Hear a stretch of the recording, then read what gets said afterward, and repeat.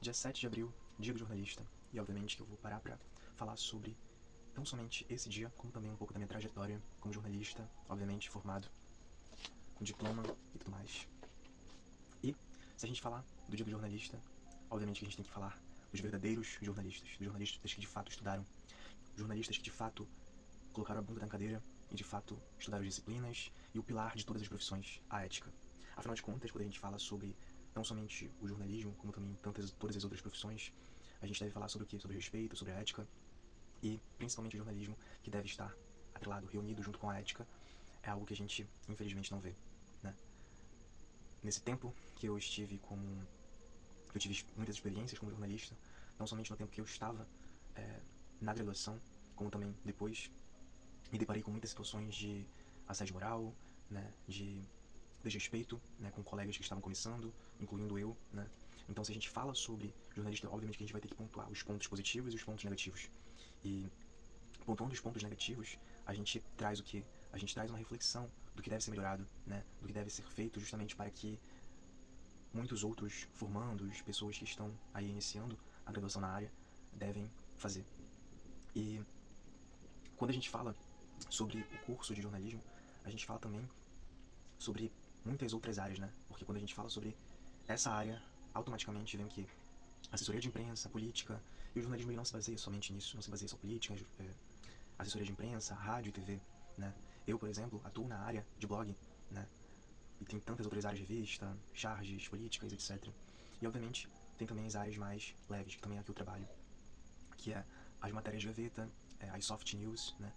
E eu, particularmente, prefiro a área, né? As áreas mais leves de se trabalhar.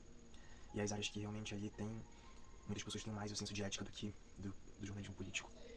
E dificilmente a gente vê, né, afinal de contas, o que há de jornalistas que se vendem para alguns públicos e privados, né, que são relacionados com política, não está escrito. E essas pessoas que se dizem jornalistas não são jornalistas, né? Porque se a pessoa, a partir do momento que a pessoa se vende em troca de esconder a verdade que a população precisa saber, essa pessoa automaticamente deixa de ser, mesmo que tenha diploma, e até mesmo muitos que não têm, que atuam, né, que agem com a antiética de ocupar lugares que não lhe pertencem, né, ocupar lugares onde de fato não se formaram, não se graduaram, e aí estão cometendo crime, né? Ainda que digam que não seja mais obrigatório o uso do diploma, aí é que eu entro com questionamento. Você se consultaria com um médico que não é formado? Uma pessoa que se diz médica, mas não se formou? Você se faria uma cirurgia com alguém que não se especializou, né? Então, muitos órgãos públicos e privados pegam essas pessoas porque essas pessoas não têm formação, seja por conta de apadrinhamento, seja por conta de favorecimento, né? Até mesmo esses que são formados se deixam trocar, se deixam vender pela verdade. Então, tendo ou não a formação na área, a partir do momento que a pessoa se vende em troca da verdade, essa pessoa não está fazendo ali o seu papel como cidadão de informar a população. Essa pessoa não está fazendo o papel do jornalista de informar, né? Então, essa que é a reflexão, né, que eu trago sobre esse dia. Jornalista de verdade é jornalista que não se vende para órgão público ou privado, autoridades ou políticos, né? Que não se deixa vender em troca, não deixa a verdade ser vendida em troca de favores, sejam eles financeiros ou sejam eles qual forem. Então, o que precisa ser feito para evitar que isso aconteça? Afinal de contas, isso acontece não somente aqui na cidade onde eu ainda moro, como também no país inteiro, né? Muitos veículos midiáticos que são completamente imparciais, que favorecem político A ou político B. E, enfim, tanto que a FENAGE, a Federação Nacional de Jornalistas, ela estava fazendo uma PEC, né, do diploma. Por quê? Porque com tantas pessoas que não têm formação na área, que se intitulam jornalistas, fazem o quê? Acabam se intitulando jornalistas, mas publicam ali fake news, fazem a imparcialidade de favorecer político A ou político B. Então, se faz necessário mais do que nunca fazer PEC do diploma, fazerem leis mais rigorosas, autoridades, né, públicas de virem de fato a impedir que essas pessoas atuem. Afinal de contas, se impedem do médico, de uma pessoa que se passa por médica e que não tem diploma de atuar e até mesmo responde criminalmente por isso e acaba sendo presa, colocando vidas de pessoas em risco, por que não fazer a mesma coisa com pessoas que querem atuar nessa profissão jornalista, mas coloca vidas em risco, né? Publicam fake news, colocando vidas de pessoas em risco, por exemplo. Tal veículo publicou que uma pessoa fez alguma coisa errada, né, cometeu algum crime, e tantos outros veículos acabam publicando a mesma coisa, e no final das contas se descobre que aquela pessoa não foi a que cometeu o crime, né? Quando na verdade quem acaba cometendo o crime de fato foi quem publicou a fake news, que muitas das vezes são pessoas que não se formaram, né? E até mesmo aqueles que são formados cometem também grandes erros, e ainda estão aí, né, atuando na área, mas que de fato, né, as empresas deveriam refletir sobre isso, para que dar chances para pessoas que já têm a vida feita, para jornalistas que já cometeram tantos deslizes, tantas gafes, sabe? Quando na verdade tem que ali os jornalistas que já estão se formando, que já atuaram na área, mas que não cometeram nenhum tipo de crime. Então se faz necessária essa reflexão, né? Ainda mais nesse dia onde se fala, né, sobre a verdade, onde se fala, né, sobre se faz toda aquela capa, né, de que preza pela verdade, mas quando na verdade por trás cometem gafes, cometem deslizes, cometem... Eu por exemplo, prefiro... É menos pior cometer erros técnicos, no caso, por exemplo, uma redação, é menos pior cometer um erro, por exemplo, de ser prolixo, às vezes eu sou repetitivo, por exemplo.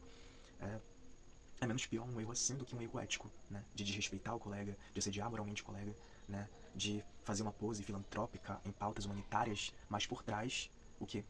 Por trás acaba se cometendo assédio moral. E foi isso que eu passei. Não somente eu, mas tantas outras pessoas passam. Jornalistas que estão... acadêmicos, jornalistas que estão se formando, estagiários, pessoas que acabaram de se formar, né? Essas pessoas que se consolidam, né? Que estão há mais tempo na área, acham que podem fazer o que quiser com aqueles que estão começando. Para que isso? Só para se sentir superior, só para se sentir melhor? Né? Quando na verdade não faz jus àquela pauta que a pessoa está cobrindo. Eu, por exemplo, já vi muito disso. Pessoas que me assediaram moralmente, mas por trás, no caso pelas pautas, estavam fazendo pautas filantrópicas, humanitárias, mas por trás estavam assediando moralmente, me sabotando outros colegas. Então não faz jus, de fato, à área jornalística. Não fazem jus, de fato, aquilo que pregam, né? Então, é isso. Se faz necessário, de fato, essa reflexão. E, obviamente, que muitas autoridades, né, políticas, jurídicas, às vezes a gente mais precisa deles, mas eles acabam encobrindo essas pessoas porque eles não querem ser desmascarados. Eles não querem... querem de fato esconder a verdade e querem contar com a imprensa para isso. E é exatamente esse é um dos motivos de eu não atuar nessa área, porque é uma área que certamente se eu visse alguma... E eu cheguei a ver, nesse órgão que eu estava trabalhando, de ver situações ali criminosas que outros jornalistas estavam cobrindo, que a população precisava saber, mas que não podiam publicar para encobrir ali o político de estimação. Então, de fato, a pessoa assim se vende, né? Se vende a troco de nada, apenas de uma verba passageira, quando na verdade não está fazendo jus àquilo que se formou, até mesmo pessoas que nem se formaram, né? E por conta disso, né, aqueles que acabam denunciando, acabam sendo mal vistos como rebeldes, como eu, por exemplo, se eu visse uma situação dessa, eu denunciaria. Afinal de contas, se eu me formei numa área que preza pela verdade, nada mais justo do que denunciar a mentira, do que denunciar crimes. Porém, sabemos que ao denunciar esse tipo de gente, a gente pode correr o risco de vida, né? A gente acaba tendo a nossa integridade também profissional, mesmo a gente estando certo de denunciar e tudo mais, a gente acaba sendo mal visto por outras empresas e pessoas. Ele denunciou a empresa tal, ele denunciou isso, denunciou o político tal. Ou seja, a gente que tá certo por realmente defender a verdade, a gente acaba se tornando vilão da história. Pra vocês verem como que existem muitas contradições aí, né? Pessoas, autoridades que deveriam de fato ajudar, né, acabam se tornando uma máfia da comunicação, o que eu ando observando bastante durante esses tempos. Então, apesar desses pontos negativos, né, o jornalismo ele de fato é algo que salva vidas também, né, ao informar sobre algo que a população precisa saber, quando obviamente o veículo de comunicação é comprometido com a verdade. E também é uma profissão que há muitas áreas, né?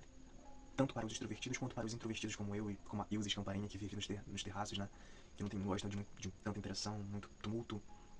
Eu, por exemplo, atuo na área cultural, ambiental, literária e de entretenimento. Matérias frias e soft news, né? Que são aquelas matérias que não exigem tanto esforço mental, já que isso, obviamente, me causaria sobrecarga sensorial, já que eu e tantos outros neurodivergentes, autistas da comunicação, acabam passando por isso. Porém, o meu autismo não define, né, a minha capacidade. As minhas limitações não me definem nessa área. Afinal de contas, eu tenho mais ideias, eu tenho mais visão sobre essas injustiças do que os neurotípicos, né? Essas pessoas que não possuem deficiências e que se recusam, colocam vendas em seus olhos para não ver a verdade ou então encobrem a verdade. Então, assim, é uma área que de fato deve ser... tem áreas que devem ser exploradas como essa, por exemplo, a ambiental, a cultural, a literária, que é algo que eu gosto e aprecio, né? E as matérias de gaveta e soft news, enfim. E é isso. Fica essa reflexão, né, sobre esses pontos negativos, sobre os pontos positivos também, que são de fato algo necessário para a população, até mesmo para quem aprecia, né, essa outra parte do jornalismo que é pouco explorada. E é isso. Até o próximo vídeo, que inclusive provavelmente eu trarei sobre filmes, né, já que eu aprecio essa parte, que é o cinema, sobre filmes da área de jornalismo. E eu agradeço imensamente por quem me acompanhou até aqui. Fica aí à disposição, para caso não é inscrito, se inscreva no canal e me acompanhe também nas redes sociais. Agradeço imensamente.